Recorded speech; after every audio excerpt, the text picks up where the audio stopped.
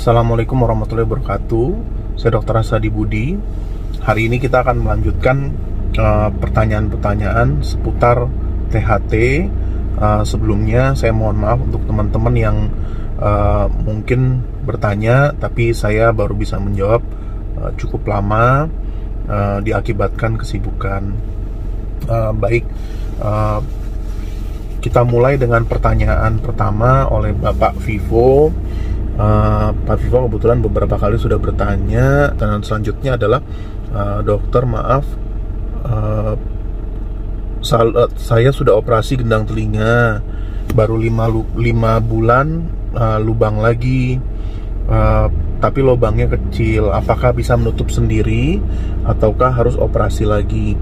Nah, jadi prinsipnya si gendang telinga ini Pak, memang kita operasi gendang telinga itu seperti operasi menambal ban, simpelnya begitu.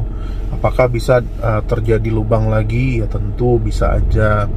Namun waktu terjadi lubang lagi belum tentu harus dioperasi lagi. Kalau misalnya ternyata pada saat lubang lagi ini lubangnya cukup kecil, kadang-kadang bisa dirangsang dengan namanya reepitelisasi, dengan kadang-kadang dengan dikaustik atau kadang-kadang paper patch.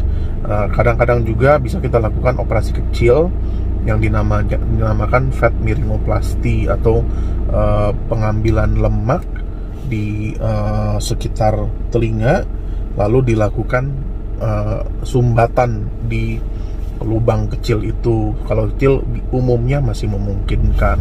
Semoga Bapak lubangnya bisa menutup kembali tanpa harus dioperasi, Pak Vivo.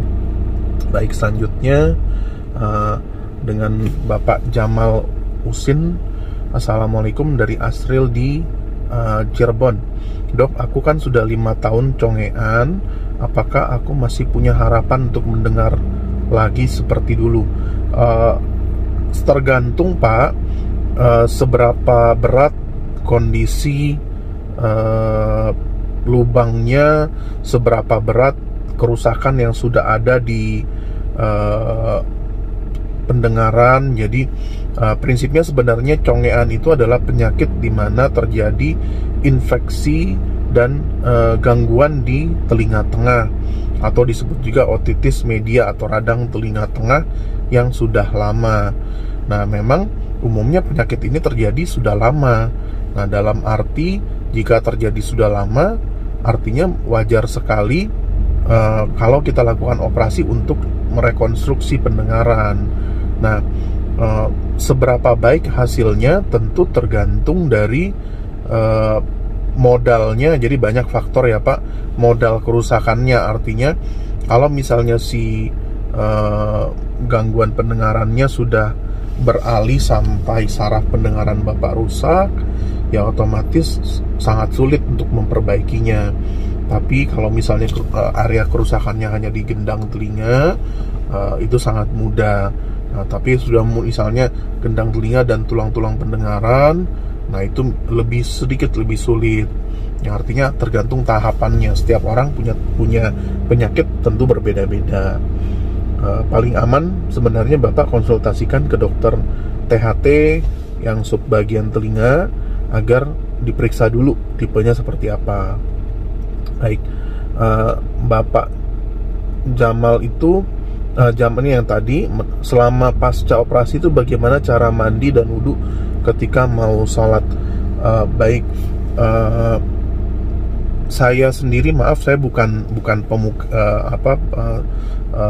sarjana di agama, artinya saya bukan ahli di bidang agama, tapi sepahaman saya memang kan waktu kita operasi itu kan kita memang pasang tampon atau disumpel telinga, itu ada perban di sini, dan itu perbannya tidak boleh kena air.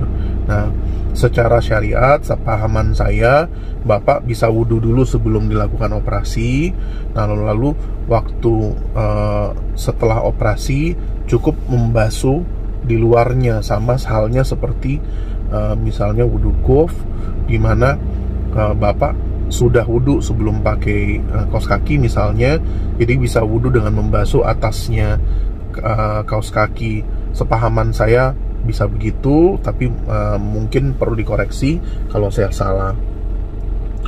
Lalu Bapak Jamal lagi, selama pasca operasi itu apakah boleh berinteraksi sama orang yang dikenal? Boleh Pak, boleh banget, silahkan.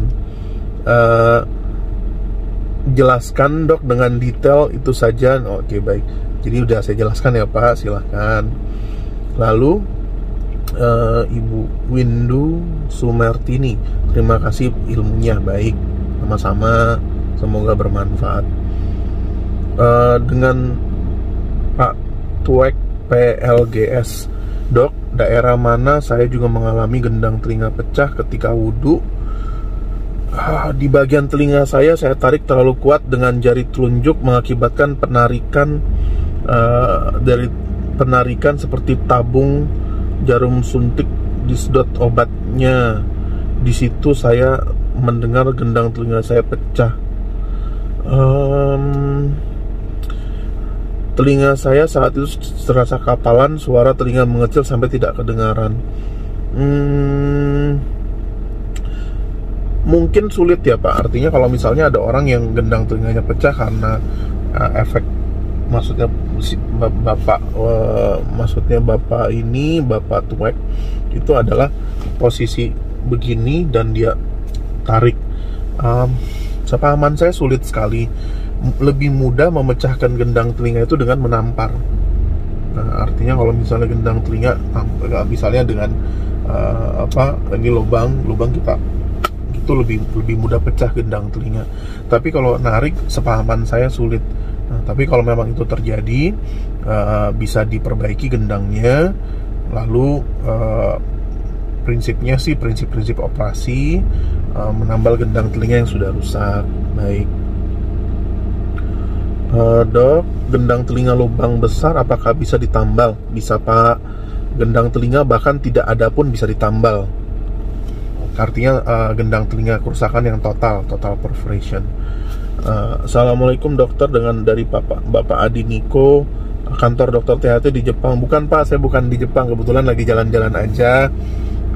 Pas lagi jalan-jalan saya lihat suasana alamnya indah sekali, jadi saya rasanya daripada cuman nikmatin alam, saya berbagi ilmu sambil jalan-jalan, itu aja kok. Baik. Dokter, saya Januari kemarin menjalani operasi timpanoplasti. Setelah 3 bulan telinga saya berdenging waktu tidur. Pendengaran juga sedikit berbeda. Oke. Baik, Bapak Fajar Taufik Hidayat mengatakan 3 bulan yang lalu operasi, Januari operasi. Nah, tapi setelah 3 bulan baru berdenging waktu tidur, pendengaran juga sedikit berbeda.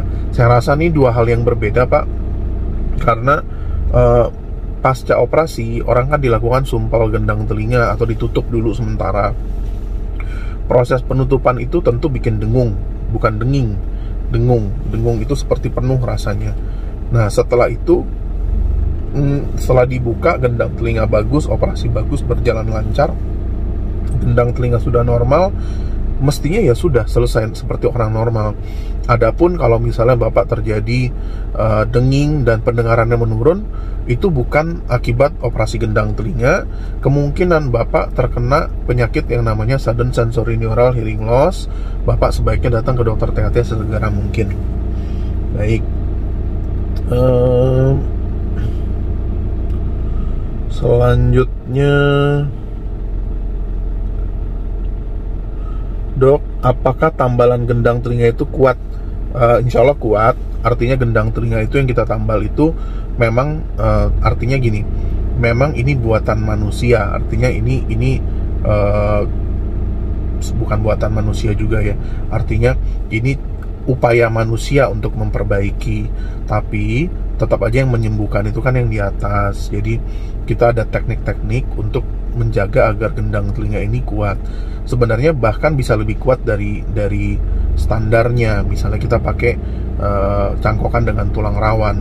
Nah, tapi semakin tebal cangkokan yang kita buat, tentu sedikit ada efek ke dalam gendang telinga juga, pendengaran itu juga.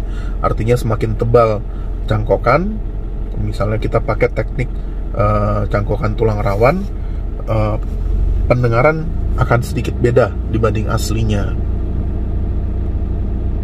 Assalamualaikum dok, apa tinnitus sama dengan bindeng?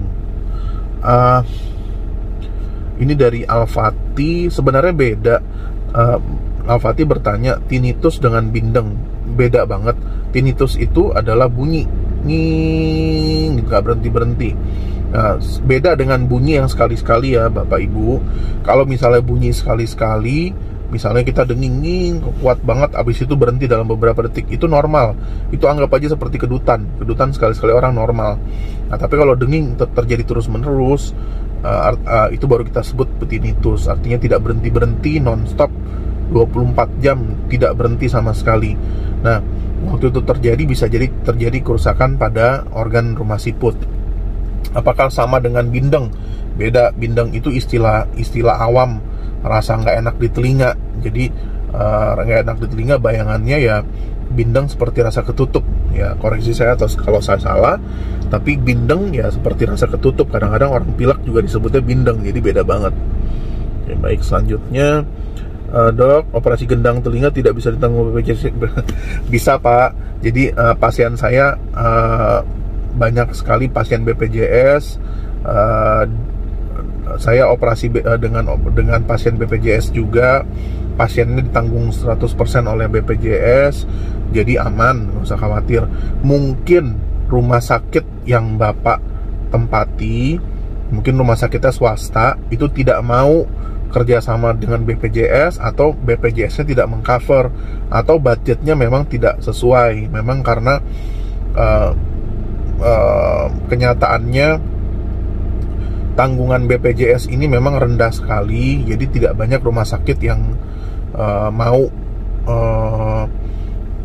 melakukan tindakan operasi tersebut, dan tidak banyak juga dokter yang setuju atau mau dibayar murah untuk oleh BPJS. Nah, tapi insya Allah kalau misalnya Bapak ketemu saya, insya Allah tetap akan saya bantu. Tapi ya karena antrian operasi saya cukup panjang, jadi mungkin mohon maaf, harus banyak sabar. Lalu dari Al Hajar Production yang tadi,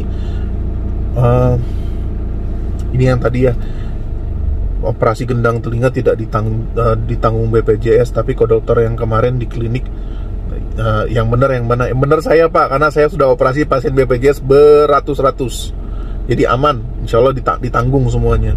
Tapi memang butuh antri, sabar, dan perlu rujukan.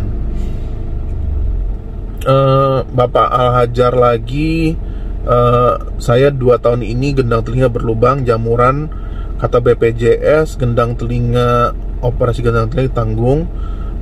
Sama lagi pertanyaannya, jadi udah saya jawab ya Pak. Dengan ibu atau Bapak Izi Maksalina, dokter, anak saya bisu tuli dari lahir, sama sekali tidak mendengar, apakah bisa disembuhkan? Oke, pertanyaannya bagus sekali. Sebenarnya bisa, tapi tergantung usia Bapak Ibu. Jadi anak itu tidak bisa bicara bukan karena mulutnya ada yang salah, tapi dia tidak bisa bicara kalau pendengarannya tidak ada. Jadi sederhananya, ini dengan kalau kita beranggapan perkembangan otak normal ya. Kalau perkembangan otak normal, jika seseorang tidak mendengar, bagaimana caranya dia bisa mengucapkan bahasa Indonesia gitu. Jadi banyak yang salah paham, banyak yang mengira orang tidak bisa bicara karena kelainan di mulut. Bukan, orang tidak bisa bicara karena dia tidak mendengar apa yang dia bisa contohkan. Misalnya deh, sederhana, misalnya saya umur segini, umur 40, disuruh belajar bahasa baru, bahasa Rusia, sedangkan saya belum pernah dengar sama sekali. ya disuruh ngomong ya cuma bisa a u u, nggak ngerti dia ngomong apa. Ya artinya seseorang tidak bisa bicara karena dia tidak mendengar apa yang harus dicontohkan untuk bicara. Nah, jika seseorang anak tuli dari lahir, artinya tidak bisa mendengar, hampir tidak bisa mendengar sama sekali, atau tidak bisa mendengar sama sekali dari lahir. Sebenarnya ada solusi, Bapak Ibu, namanya cochlear implant atau implan rumah siput. Nah, tapi ini harus dilakukan sedini mungkin. Kalau bisa kurang dari 3 tahun. Kalau tidak bisa kurang dari 3 tahun, setidaknya jangan terlalu jauh dari 3 tahun. Jadi kenapa? Karena ada namanya neural plasticity, di mana si saraf ini lama-kelamaan fungsinya menurun. Nah, artinya sesimpel seperti saya yang usia sudah sekian dibanding anak yang usia misalnya baru 2-3 tahun ditaruh di suatu tempat di Rusia misalnya, atau di Ukraina misalnya. Ya saya nggak ngerti. Tapi kalau anak-anak ditaruh di situ, dia akan mengamati dan mudah sekali untuk belajar bahasa itu. Jadi neural plasticity itu sangat membantu untuk anak bicara. Jadi kalau misalnya anak itu mendapatkan cochlear implant dari usia sedini mungkin, ya dia bisa bicara seperti biasa. Jadi kita nggak bisa lagi sebut dia tunarungu, tunawicara, nggak bisa lagi, karena dia sudah dikasih pendengaran. Ya sama seperti orang yang minus 10, matanya minus 10, dia kan nggak bisa lihat. Nah, tapi kalau misal dikasih kacamata kan namanya normal ya. Kita nggak bisa bilang dia rabun lagi, tapi kita bilang mata yang sudah terkoreksi atau normal. Nah, pendengaran pun juga begitu, bisa banget disembuhkan asal sedini mungkin. Oke. Berapa kira-kira biaya operasi cochlear implant? Karena dari keluarga saya dari keluarga yang pas-pasan. Sampai saat ini cochlear implant itu ditanggung oleh BPJS operasinya, tapi alatnya tidak ditanggung. Artinya jika dari Bapak Ibu berkenan untuk operasi cochlear implant, tetap perlu membeli alatnya. Mungkin banyak metode-metode pembelian. Nah, lalu bisa datang ke rumah sakit pemerintah yang besar. Umumnya BPJS menanggung operasi cochlear implant, tapi hanya operasinya, bukan alatnya. Oke, kelihatannya sampai situ dulu. Sekian dari saya. Assalamualaikum warahmatullahi wabarakatuh.